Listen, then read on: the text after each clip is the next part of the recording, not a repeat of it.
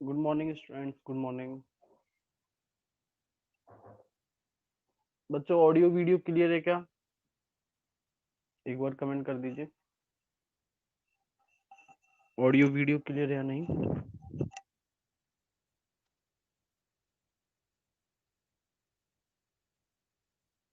ठीक है जी। तो जैसा मुझे ध्यान है, आई थिंक लास्ट क्लास में हम लोग शायद फैक्टर्स कर रहे थे। अच्छा, वीडियो क्लियर नहीं है? रुको।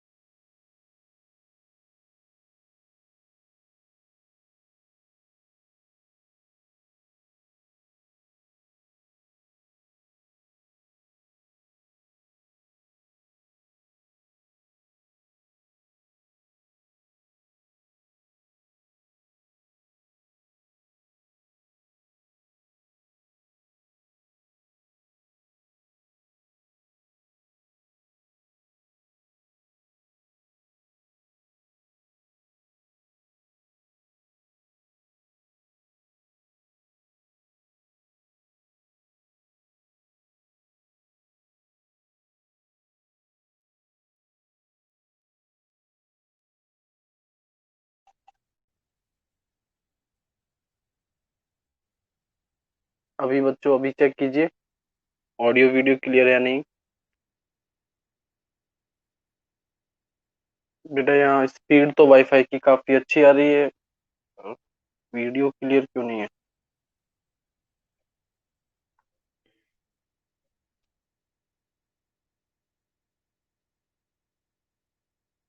क्लियर है?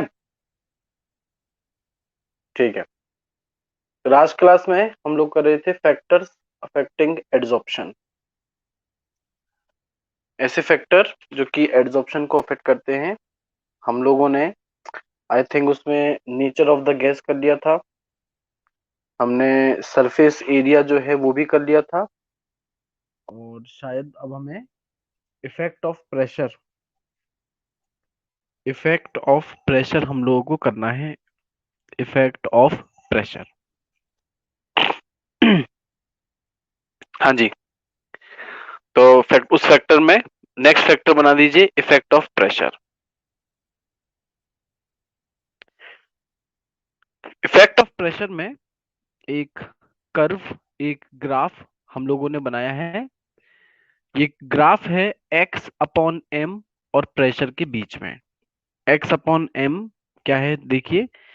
एक्स अपॉन एम जो है, इसको हम लोग बोलते हैं कि amount of gas adsorbed. X upon M है अमाउंट ऑफ गैस एड्सॉर्ब्ड। अगर एक्स है मास ऑफ द गैस और एम है मास ऑफ द एड्सॉर्बेंट, तो एक्स बाय एम को बोलते हैं अमाउंट ऑफ गैस एड्सॉर्ब्ड। ठीक है। तो एक्स बाय एम और प्रेशर के बीच में हम लोगों ने ग्राफ जो है वो पुट किया है। इस ग्राफ को नाम दिया गया है, आपको देखिए नाम दिखाई देगा, फ्रेंडलिच आइसोथर्म। Freundlich isotherm. पहले आप लोग इफेक्ट ऑफ प्रेशर में लिखिएगा।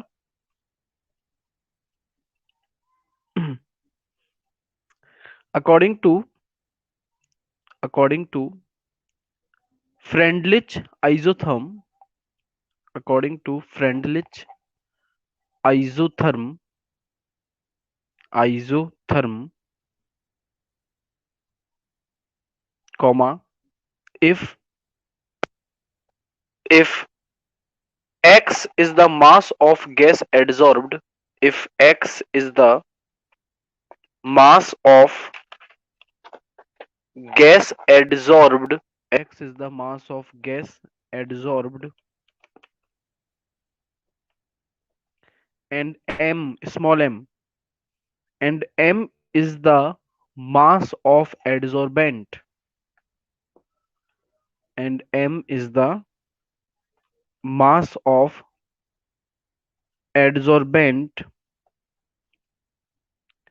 then x upon m is then x upon m is amount of gas adsorbed, amount of gas adsorbed, amount of gas adsorbed, full stop. Friendlich isotherm, Friendlich isotherm is given for every kind of pressure, is given for every kind of pressure, every kind of pressure. Curve बना लीजिए, और curve में आपको दिखाई देगा कि pressure एक तो हम लेंगे एकदम लो, लो प्रेशर पर आप देखेंगे जो x अपॉन m का कर्व है वो नीचे से ऊपर की तरफ एक स्ट्रेट लाइन की तरह है। फिर अगर हाई प्रेशर ले तो उस पर आप देखेंगे कि कर्व जो है वो एकदम फ्लैट हो जाएगा, और अगर मीडियम प्रेशर ले, ना तो कम ना ही ज्यादा, तो इस केस में ये ना तो फ्लैट रहेगा ना एकदम स्ट्रेट लाइन में रहेगा। तो पहले आप कर्व बना लो।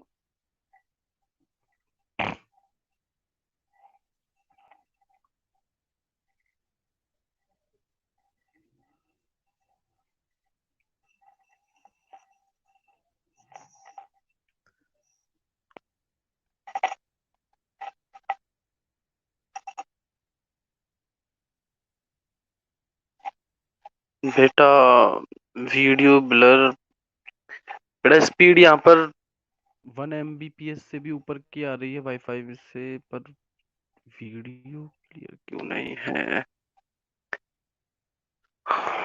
यार, ये क्या लगता है। रुको।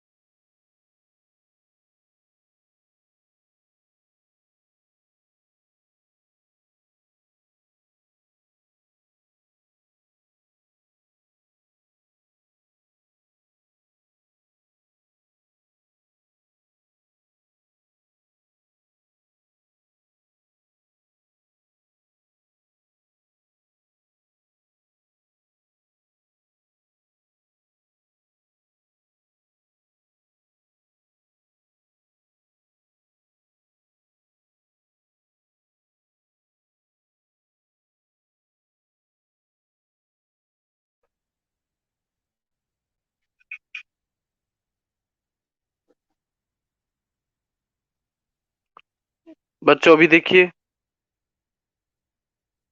अभी क्लियर होगा। बेटा इश्यूज मुझे समझ नहीं आ रहा है, वाईफाई काफी अच्छी स्पीड दे रहा है पर ये वीडियो क्यों ब्लर आ रहा है।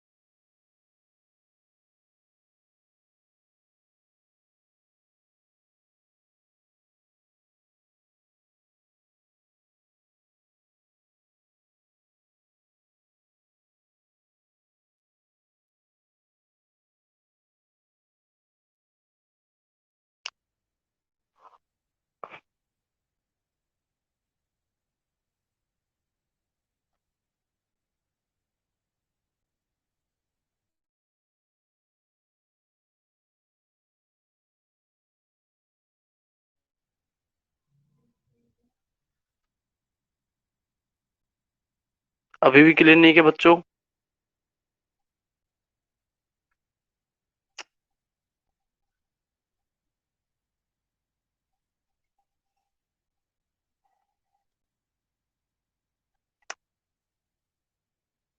देखो मैंने अ, इसका बोर्ड का फोटो क्लिक करके एक अपलोड करने की कोशिश की है। बेटा मुझे समझ नहीं आ रहा कि ऐसा क्यों हो रहा है, क्योंकि यहाँ नेटवर्क काफी अच्छा आ रहा है, वाईफाई बहुत अच्छे से चल रहा है। चलो। धीरज सर। धीरज सर, गुड मॉर्निंग।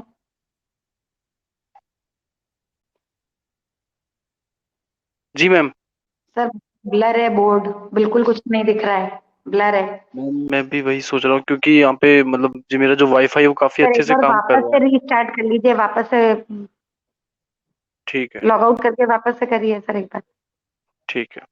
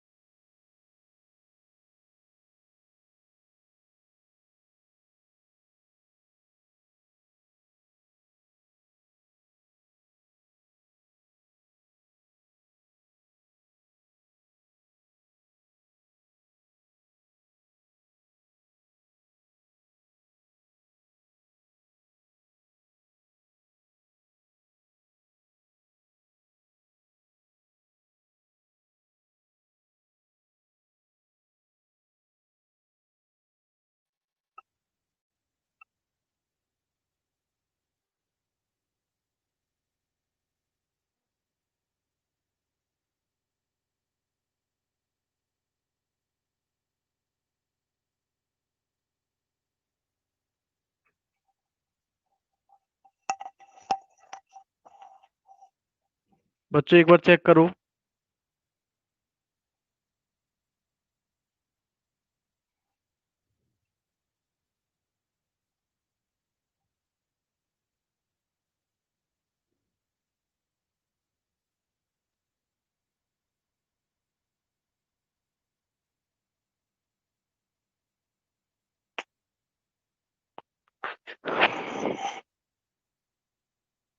ब्लर आ रहा है।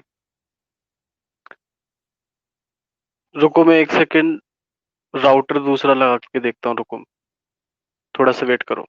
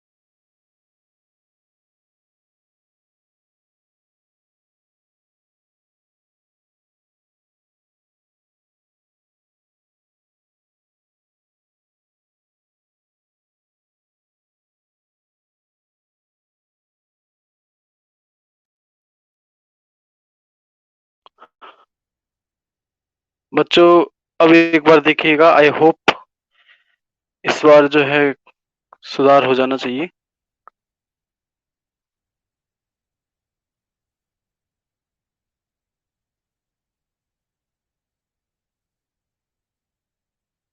क्लियर है? क्लियर है तो कोई एक बच्चा तुरंत इसका स्क्रीनशॉट लेकर के अपलोड कर दे कमेंट सेक्शन में। स्क्रीनशॉट लेकर के एक बार अपलोड कर दें। अगर वापस बीच में ब्लर होता है तो आप लोग स्क्रीनशॉट से देख सकते हैं।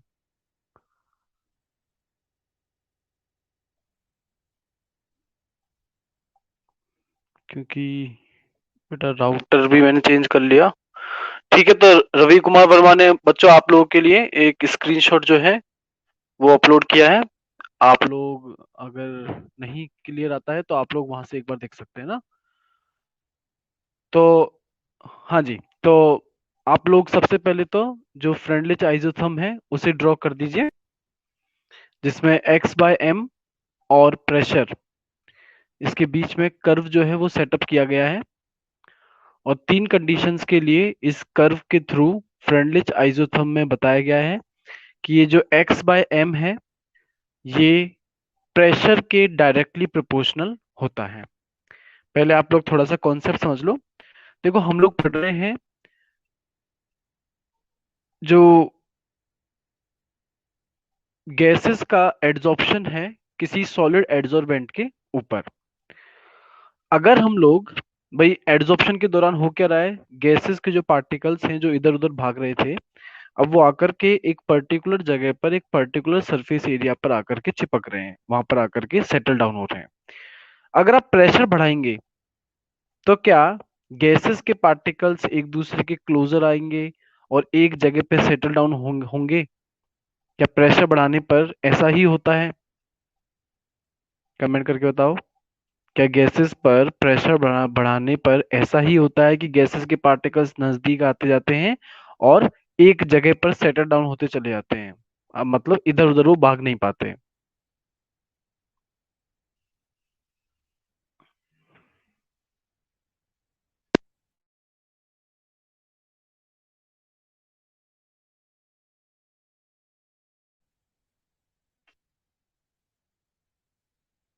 है ना, ऐसा ही होता है। तो भाई एड्सॉर्प्शन के दौरान भी यही काम हो रहा है और प्रेशर बढ़ाने के दौरान भी यही काम हो रहा है। तो इसका मतलब साफ है कि प्रेशर और एड्सॉर्प्शन जो है वो एक दूसरे के डायरेक्टली प्रोपोर्शनल है। पर फ्रेंडली आइसोथर्म आपको बताती है जब टेम्परेचर जब प्रेशर होता है लो, तो उस पर जो कर्व है वो एकदम स्ट्रेट लाइन आता है। स्ट्रेट लाइन कर्व का मतलब है कि जो x बाय एम जो है वो P प्रेशर के डायरेक्टली प्रोपोर्शनल है, या मैं इसको बेटर कहूं तो मैं कहूंगा प्रेशर की पावर वन। प्रेशर की पावर वन के डायरेक्टली प्रोपोर्शनल है। और जब हाई प्रेशर की बात की तो ये जो कर्व जो है वो एकदम फ्लैट हो जाता है, एकदम स्ट्रेट हो जाता है। फ्लैट या स्ट्रेट तब होता है जब वैल्यू कांस्टेंट हो। मतलब एक्स बाय एम जो है वो प्रेशर पर डिपेंड ही नहीं कर रहा, क्योंकि भाई फ्लैट हो गया, कांस्टेंट हो गया।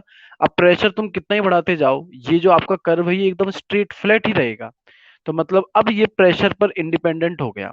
तो इस वजह से हाई प्रेशर पर जो आपका एक्स बाय एम की वैल्यू है वो प्रेशर से इंडिपेंडेंट हो जाती है। और इस कंडीशन के अंदर, इस कंडीशन में हम लोग कह सकते हैं X by M is independent of pressure, या फिर X by M is directly proportional to pressure जिसकी पावर है जीरो। क्योंकि अगर आपने किसी भी वैल्यू की पावर जीरो लगा दी तो वो तो क्या बन जाएगा, वो वन बन जाएगा। तो आप प्रेशर को लिखें या ना लिखें बात बराबर है। बस प्रोपोर्शनलिटी का साइन अगर आप लोग हटाएंगे तो इक्वल लग जाएगा आपका कांस्टेंट। तो X by M equal to आएगा कांस्टेंट के। और इसी तरीके से मीडियम प्रेशर पर, अब मीडियम प्रेशर का मतलब है कि प्रेशर ना तो बहुत ज्यादा ना बहुत कम। मतलब ना तो प्रेशर की पावर हमें वन रखनी है, ना ही प्रेशर की पावर हमें जीरो रखनी है। वन और जीरो के बीच में हमें कोई वैल्यू रखनी है। तो मीडियम प्रेशर के लिए दिया गया है X by M directly proportional to pressure जिसकी पावर है one by N, small N. ये एन कोई कांस्टेंट वैल्यू हो सकती है। अब वन को आप बच्चों किसी वैल्यू से डिवाइड करेंगे यहाँ पर, तो ये जो वैल्यू है आपकी जीरो से तो बड़ी आएगी पर वन से क्या आएगी, छोटी। और X by M equal to K multiply by pressure की पावर वन बाय एन आपके पास में रिलेशन आ जाएगा।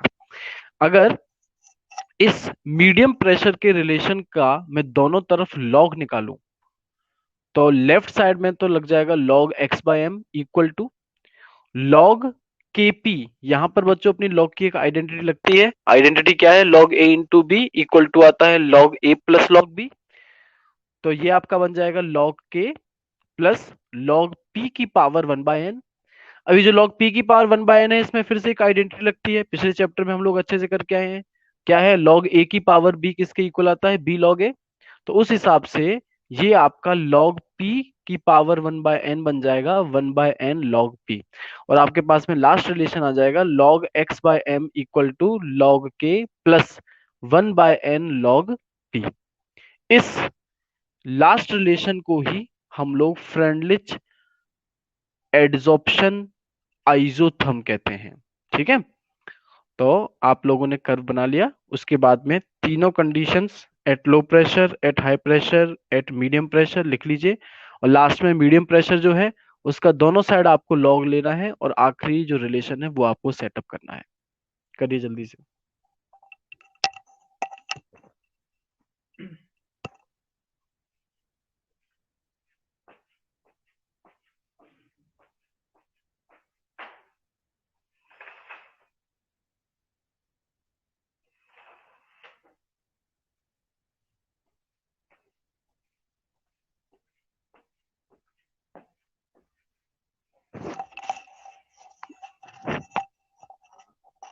अगर वीडियो क्लियर ना हो तो फिर रवि कुमार वर्मा ने आपके लिए एक स्क्रीनशॉट अपलोड किया है, आप लोग उसमें से देख सकते हैं।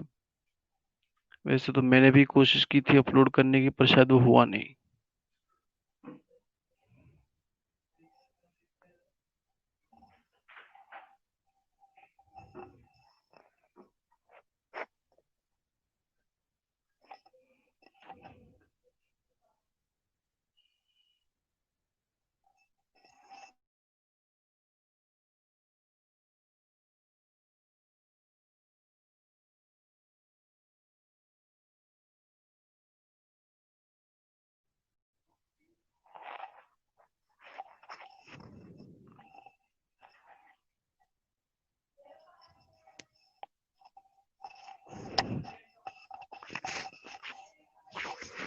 कमेंट कर दीजिएगा बच्चों जब आप लोग बना लें।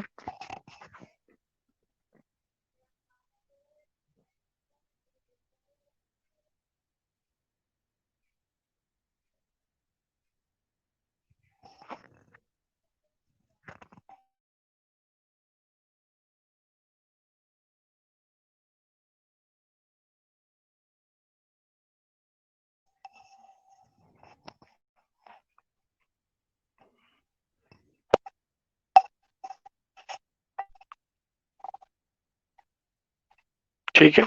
दोनों तरफ का लॉग लेकर के देख ली। अच्छा बच्चों, मैंने भी एक पिक्चर जो है वो अपलोड कर दी है बोर्ड की, और उसमें आप लोगों को बेटर क्वालिटी के साथ में दिखाई देगा, तो आप लोग एक बार उसको देख लीजिएगा। हाँ जी, तो ये था अपना इफेक्ट ऑफ प्रेशर, जो बताता है कि लो प्रेशर हो या मीडियम प्रेशर हो, उस पर तो एक्स बाय एम की वैल्यू डिपेंड करती है प्रेशर पर। जब प्रेशर हाई हो जाता है तब अमाउंट ऑफ गैस एड्सॉर्ब जो है वो डिपेंड नहीं करती किसके ऊपर, प्रेशर के ऊपर। हाँ जी, इसके बाद हम लोगों को करना है अगला जो फैक्टर है वो है इफेक्ट ऑफ कॉन्सेंट्रेशन। नेक्स्ट जो फैक्टर है वो है इफेक्ट ऑफ कॉन्सेंट्रेशन। कॉन्सेंट्रेशन का इफेक्ट बिल्कुल फ्रेंडलिच आइसोथर्म प्रेशर की तरह ही दिया गया है, जिसमें सिर्फ अंतर इतना आया है कि x by M is directly proportional to, pressure की जगह हमने यहाँ c जिसकी पावर 1/n जो है वो रखा है। तो यहाँ से x by M equal to k c की पावर 1/n हो जाएगा, और जब आप दोनों साइड का क्या ले लेंगे, लॉग ले लेंगे, तो आपके पास इक्वेशन आ जाएगी log x by M equal to log के प्लस 1/n लॉग सी। और फिर एक छोटा सा कर्व पुट किया गया है log x बाय एम और log c के बीच में। आपने फिजिक्स में इस कर्व को पढ़ा होगा। फिजिक्स में आप पढ़ते हैं ना, एक तो एक तो y equal to m x, एक आप पढ़ते हैं y equal to m x plus c, और एक आप पढ़ते हैं y equal to minus m x plus c. तो ये y equal to m x plus c का कर्व है, जिसमें log x और log c के बीच में जो कर्व पुट किया गया है वो ओरिजिन से स्टार्ट नहीं हुआ है, इंटरसेप्ट आया है पहले बीच में log के, और फिर स्टार्ट हुआ है, और उसका स्लोप जो है वो 1/n की वैल्यू दे रहा है। यही कर्व आपको यहाँ कंसंट्रेशन के लिए तो बनाना ही है, इसके अलावा फ्रेंडलिच आइसोथर्म जो है उसके लिए हम लोग ये प्रेशर की सी की जगह प्रेशर रख के भी इस कर्व को बना सकते हैं। तो इफेक्ट ऑफ कंसंट्रेशन में आप लोग लिख दीजिएगा, just like Freundlich isotherm, just like Freundlich isotherm equation, just like Freundlich isotherm equation, Freundlich isotherm equation, comma, the amount of adsorption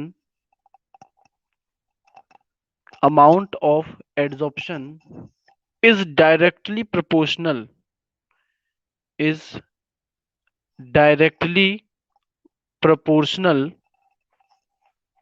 to the concentration having power 1/n, directly proportional to the concentration having power 1/n।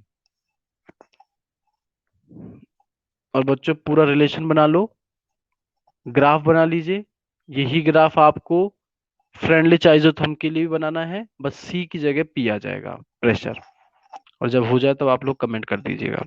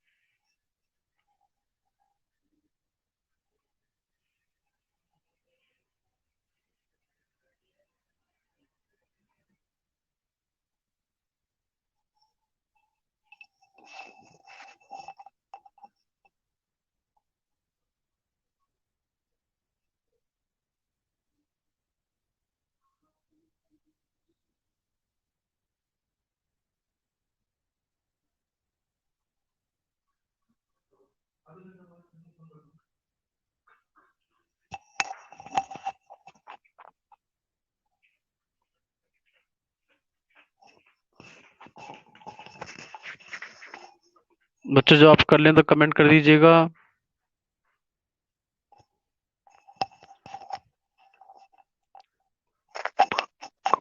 ठीक है जी, तो मेरे पास comment आ गया है। अगला जो factor है जिस पर एड्सॉर्प्शन डिपेंड करता है वो है effect of temperature. Effect of temperature, जैसा मैंने आपको बताया कि एड्सॉर्प्शन के दौरान गैसेस के पार्टिकल जो हैं वो इधर उधर भागने की बजाय एक जगह पर आकर के सेटल डाउन हो रहे हैं। टेम्परेचर बढ़ाने से क्या ऐसा ही होगा, मतलब सारे पार्टिकल आकर के एक ही जगह सेटल डाउन हो जाते हैं, या इसका जस्ट उल्टा होता है कि वही टेम्परेचर बढ़ाने पर काइनेटिक एनर्जी बढ़ जाती है और अब पार्टिकल्स एक जगह पर रुकने की बजाय इधर उधर भागना शुरू कर देते हैं। बताइए टेम्परेचर बढ़ाने पे क्या लगता है क्या होगा गैस के साथ, सेटल डाउन हो जाएंगे या रैंडमनेस उल्टा और ज्यादा हो जाएगी?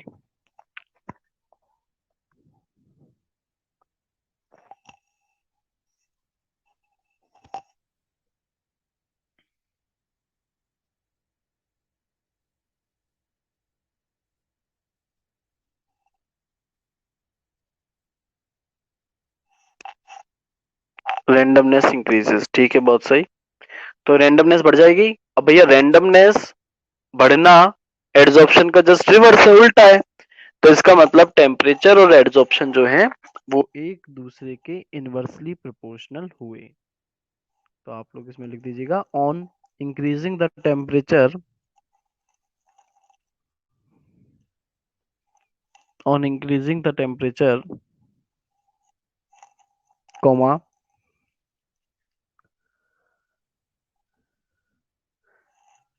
randomness और disorderness, randomness और disorderness of gaseous molecules, of gaseous molecules increases, of gaseous molecules increases, therefore, therefore, therefore adsorption, adsorption decreases, adsorption decreases।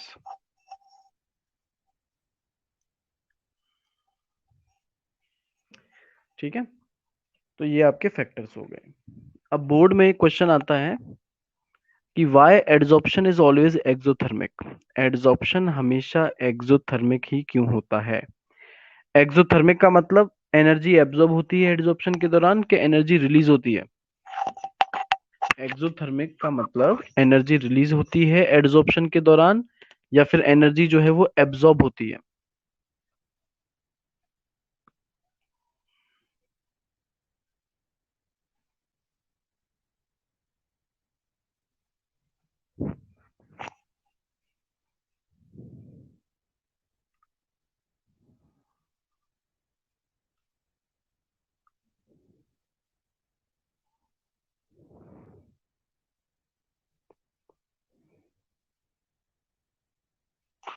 Comment नहीं आया बच्चों मेरे पास। मैं आपसे पूछ रहा हूं कि अगर प्रोसेस एक्सोथर्मिक है तो एनर्जी रिलीज होगी या एनर्जी एब्जॉर्ब होगी? मोहित का कहना है एनर्जी एब्जॉर्ब और अभिषेक सैनी का कहना है एनर्जी रिलीज। तो भाई मोहित, थोड़ा कॉन्सेप्ट तुम्हारा कमजोर पड़ गया। एक्सोथर्मिक के दौरान एनर्जी जो है वो रिलीज होती है, ठीक है। तो एड्सॉर्प्शन जो प्रोसेस है वो हमेशा एक्सोथर्मिक ही होता है, मतलब उसके दौरान एनर्जी जो है वो हमेशा रिलीज ही होती है। ये क्वेश्चन आता है क्यों? हमने 11th क्लास में एक इक्वेशन पढ़ी थी, del G equal to del H minus T del S, जहां del G Gibbs free energy है, डेल एच एंथैल्पी है। डेल एच बताता है आपको कि प्रोसेस एक्सोथर्मिक या एंडोथर्मिक। अगर डेल एच पॉजिटिव होता है तो प्रोसेस एंडोथर्मिक होता है और अगर डेल एच नेगेटिव होता है तो प्रोसेस एक्सोथर्मिक होता है।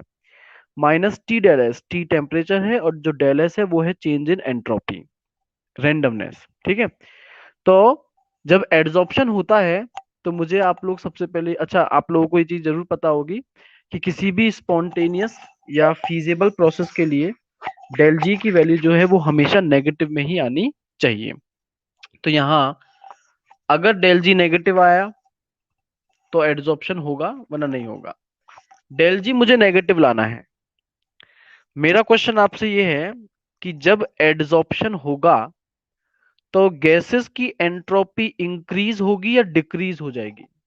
एड्सॉर्प्शन के दौरान गैसेस की एंट्रोपी मतलब रैंडमनेस इंक्रीजेस और डिक्रीजेस?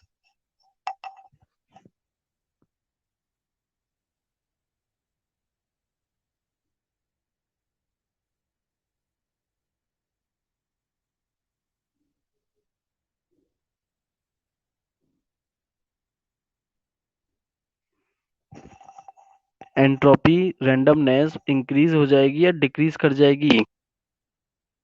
डिक्रीज करेगी। डिक्रीज करेगी तो डेल एस की वैल्यू पॉजिटिव में आएगी या नेगेटिव में आएगी, ये भी बता दो। डेल एस जो है चेंज इन एंट्रोपी जो रैंडमनेस को बताता है, ये वैल्यू पॉजिटिव में आएगी या नेगेटिव में आएगी?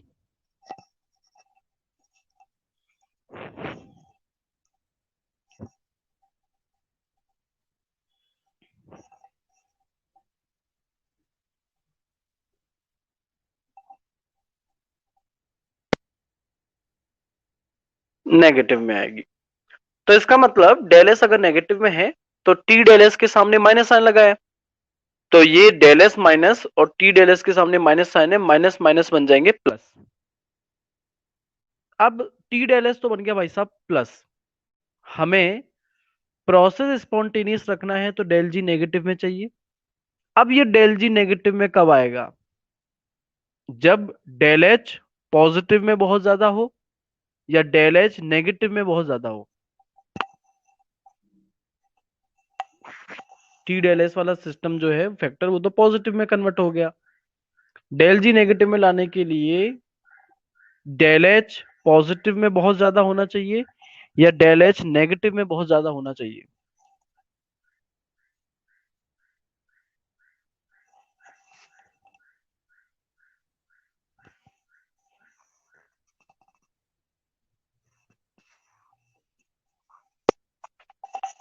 है ना, नेगेटिव में बहुत ज्यादा होना चाहिए।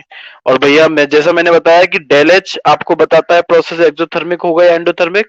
डेल एच अगर नेगेटिव में होगा तो सीधी सी बात है प्रोसेस कैसा होगा, एक्सोथर्मिक। हाँ भाई, तो ये कॉन्सेप्ट क्लियर है या नहीं कि हमेशा एड्सॉर्प्शन एक्सोथर्मिक ही क्यों होता है?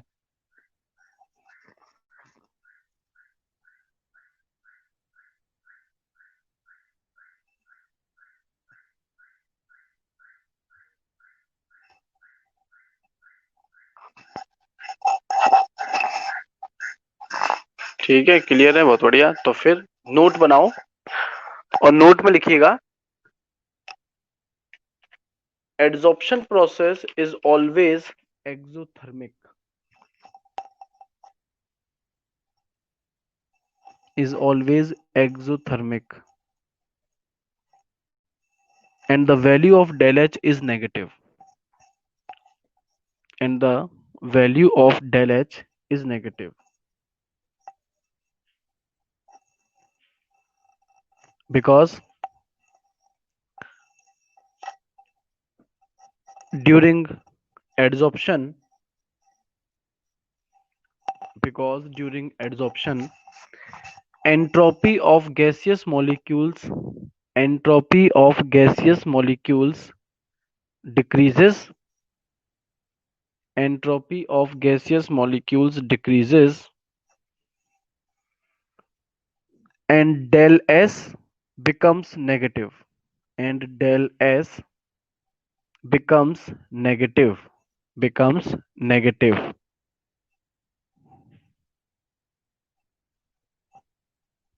Full stop.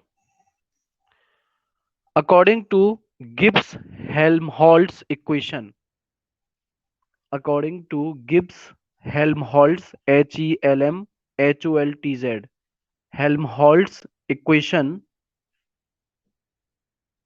लिख लो, del G equal to del H minus T del S.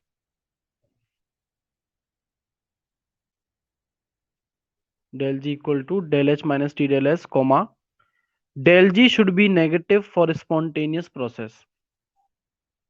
Del g should be negative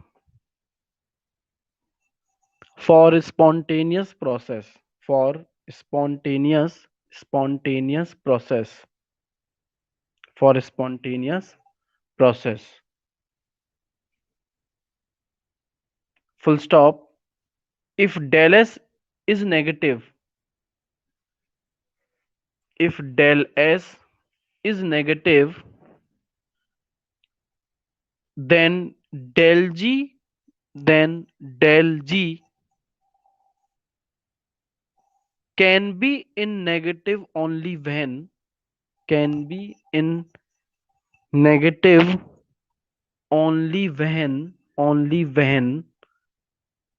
del h has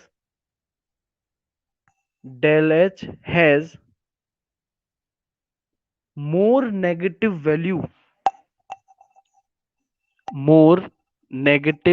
value than the factor t del s,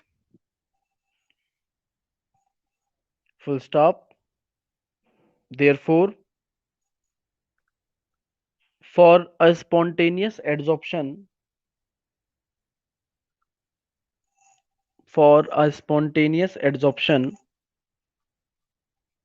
del h is in negative,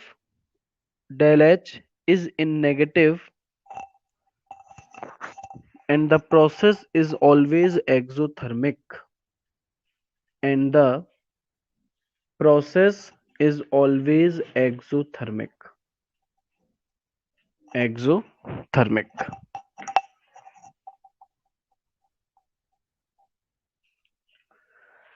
अब बच्चों आपकी book में कुछ applications दे रखी होंगी adsorption की। ये applications आपको खुद लिखनी है, मैं इनको एक्सप्लेन कर रहा हूँ, समझा रहा हूँ, है ना, लिखनी है आप लोगों को खुद है। तो देखिए, पहली एप्लीकेशन आपकी हो सकती है क्रिएटिंग हाई वैक्यूम। जैसे कि बहुत सारे एडजॉर्बेंट जैसे कि चारकोल, ये क्या करते हैं, गैसेस को एडजॉर्ब कर लेते हैं। तो भाई वैक्यूम का मतलब होता है एक ऐसी जगह जहां एयर भी प्रेजेंट ना हो। तो अगर आप किसी को वैक्यूम में कन्वर्ट करना चाहते हैं तो वहां चारकोल रख दीजिए, चारकोल सारी गैसेस को एडजॉर्ब कर लेगा और फिर आप चारकोल को वहां से बाहर निकाल दीजिए, तो जो वैक्यूम है वो आप क्रिएट कर देंगे। दूसरी एप्लीकेशन है गैस मास्क। ये मैंने आपको बताया था कि जो वर्कर्स जो माइंस वगैरह में काम करते हैं, वो जो गैस मास्क वियर करते हैं उसमें एक्टिवेटेड चारकोल होता है, और चारकोल किसी भी तरह की पॉइजनस गैस को अपनी सरफेस पर एब्जॉर्ब कर लेता है और जो वर्कर है उसको बचा लेता है। फिर ह्यूमिडिटी कंट्रोल, ये भी मैंने आपको बताया था सिलिका जेल का एग्जांपल देकर के एयर कंडीशनर में, कि ये मॉइस्चर जो है, ह्यूमिडिटी जो है, उसे क्या कर लेते हैं, एब्जॉर्ब कर लेता है अपनी सरफेस पर। एक आपके पास में एप्लीकेशन आएगी डीकलराइजेशन ऑफ सॉल्यूशन। जैसे आपको बताया गया था शुगर सॉल्यूशन, जो शुगर सॉल्यूशन होता है वो ब्राउन कलर का होता है, पर हमारे घरों में जो शुगर आती है वो एकदम व्हाइट क्रिस्टलाइन होती है। तो वहां ब्राउन कलर को रिमूव करने के लिए एनिमल चारकोल जो है वो उसके अंदर डाला जाता है। फिर इसके अलावा एक आपके पास में एप्लीकेशन आएगी separation of inert gases. Inert gases की जो प्रॉपर्टीज हैं वो सिमिलर होती हैं, एक जैसी होती हैं, तो उन्हें एक दूसरे से अलग कर पाना मुश्किल होता है, पर इन इनर्ट गैसेस की एड्सॉर्प्शन पावर जो है वो डिफरेंट होती है। हर एक गैस की एड्सॉर्प्शन पावर डिफरेंट होगी। तो अलग अलग एड्सॉर्प्शन पावर के बेसिस पर हम लोग इन अलग अलग इनर्ट गैसेस को क्या कर सकते हैं, एक दूसरे से सेपरेट आउट कर सकते हैं। एक आपके पास में एप्लीकेशन जो है वो आएगी मेडिसिन में। बहुत से ऐसे लोशंस, बहुत से ऑइंटमेंट्स, दवाइयां एक्चुअल में एड्सॉर्प्शन बेसिस पर काम करती हैं। जब इन्हें किसी घाव वगैरह पर अप्लाई किया जाता है तो ये जो है उस घाव की सरफेस पर कवरिंग बना देती हैं, जिससे कि बैक्टीरिया या जर्म कॉजिंग माइक्रो ऑर्गेनिज्म है वो अंदर नहीं जा पाता। एक आपके पास में एप्लीकेशन आएगी फ्रोथ फ्लोटेशन मेथड। ये फ्रोथ फ्लोटेशन मेथड जो है ये नेक्स्ट चैप्टर में काम आने वाला था, पर नेक्स्ट चैप्टर आपके सिलेबस से ही हटा दिया है। इसमें हम लोग क्या करते हैं, जो सल्फाइड ओर होती है उसे इम्प्योरिटी से अलग करते हैं। एक टैंक लेते हैं, उस टैंक के अंदर हम लोग ऑयल डाल देते हैं और सल्फाइड ओर डाल देते हैं, और फिर हम लोग उसके अंदर पेडल जो है उससे रोटेट करते हैं, जिसकी वजह से झाग बनते हैं, फ्रोथ। ये जो झाग है, जो फ्रोथ है, ये अपनी सरफेस पर सिर्फ और सिर्फ सल्फाइड ओर के पार्टिकल को एड्सॉर्ब करती है। सल्फाइड ओर का पार्टिकल सरफेस पर, बबल के सरफेस पर चिपक जाता है और तैरता हुआ ऊपर आ जाता है और नीचे रह जाती है इम्प्योरिटी। Froth flotation method. एक आपके पास में आएगा इसी तरीके से क्रोमेटोग्राफी। क्रोमेटोग्राफी में हम लोग क्या करते हैं, अलग अलग कलर्स को एक दूसरे से सेपरेट करते हैं। जैसे कि मान लीजिए हमने फिल्टर पेपर लिया, आपके पास में एक सॉल्यूशन है इंक और वाटर का। गलती से इंक जो है वो पानी में गिर गई है और इंक जो है वो ब्लू कलर की है। अब आप चाहते हैं कि ब्लू कलर की जो इंक है ये पानी से अलग हो जाए, तो इसके लिए आप एक फिल्टर पेपर लेंगे। उस फिल्टर पेपर को सॉल्यूशन की सरफेस को टच करके हम लोग खड़े रहेंगे। फिल्टर पेपर की खास बात होती है कि वो कलर पार्टिकल्स को एडजॉर्ब कर लेता है। तो जो इंक के पार्टिकल्स हैं, जो कलर पार्टिकल्स हैं, वो फिल्टर पेपर की सरफेस पर चिपकते चले जाएंगे, एडजॉर्ब होते चले जाएंगे, और धीमे धीमे करके फिल्टर पेपर पूरा नीला पड़ जाएगा, और जो सॉल्यूशन था उसमें ब्लू कलर का जो कॉन्सेंट्रेशन है या जो इंटेंसिटी है वो घटती चली जाएगी। इसके अलावा एड्सॉर्प्शन प्रोसेस जो है जियोलाइट्स में काम आता है। जियोलाइट्स आपने 11th क्लास में पढ़े हैं। सॉफ्टनिंग ऑफ वाटर, जो परमानेंट हार्डनेस है वाटर की उसे निकालने के लिए हम लोग जियोलाइट का इस्तेमाल करते थे, तो ये वहां भी आपके काम में आता है। तो ये कुछ आपकी प्रैक्टिकल एप्लीकेशंस हैं एड्सॉर्प्शन की, जो आप लोगों को खुद करनी है। आपकी बुक में अगला टॉपिक जो है बच्चों वो कैटलिस्ट एंड कैटेलाइसिस दे रखा होगा। एक लंबा चौड़ा टॉपिक है, पर ये जो लंबा चौड़ा टॉपिक जो है ये डिलीट कर दिया गया है इस साल आपके सिलेबस से। तो एड्सॉर्प्शन आपके लिए यहीं पर ओवर होता है। चैप्टर में आगे हमें पढ़ने हैं कोलॉइड्स, या जिसे हम लोग कोलाइडल सॉल्यूशन कहते हैं। सॉल्यूशन बच्चों तीन टाइप के होते हैं। एक को बोलते हैं ट्रू सॉल्यूशन, जो कि सॉल्यूशन की सारी प्रॉपर्टीज को दिखाता है, होमोजीनियस होता है नेचर में। एक होता है सस्पेंशन और एक है कोलाइडल सॉल्यूशन। ट्रू सॉल्यूशन के पार्टिकल्स बहुत ज्यादा छोटे होते हैं, इतने छोटे कि अल्ट्रा माइक्रोस्कोप से भी नहीं देखे जाते, जैसे कि सॉल्ट प्लस वाटर। सस्पेंशन के पार्टिकल्स इतने बड़े होते हैं कि नेकेड आई से बड़ी आसानी से देखे आते हैं, जैसे कि आप मिट्टी और पानी को ले लीजिए, या चौक पाउडर और पानी को ले लीजिए। तो चौक पाउडर या मिट्टी जो है वो आपको क्लियर साफ साफ नजर आएगी। सस्पेंशन इसे बोलते हैं। कोलाइडल सॉल्यूशन ऐसा सॉल्यूशन होता है जिसमें पार्टिकल जो है वो नेकेड आई से तो दिखाई नहीं देता, पर अल्ट्रा माइक्रोस्कोप से अगर उसे देखा जाए तो बड़ी आसानी से वो दिखाई दे जाएगा। तो साइज जो है वो तीनों के अंदर जो है वो अलग अलग है। इसके अलावा ट्रू सॉल्यूशन होमोजीनियस है, जबकि सस्पेंशन और कोलाइडल सॉल्यूशन जो है वो आपके हेटेरोजीनियस है।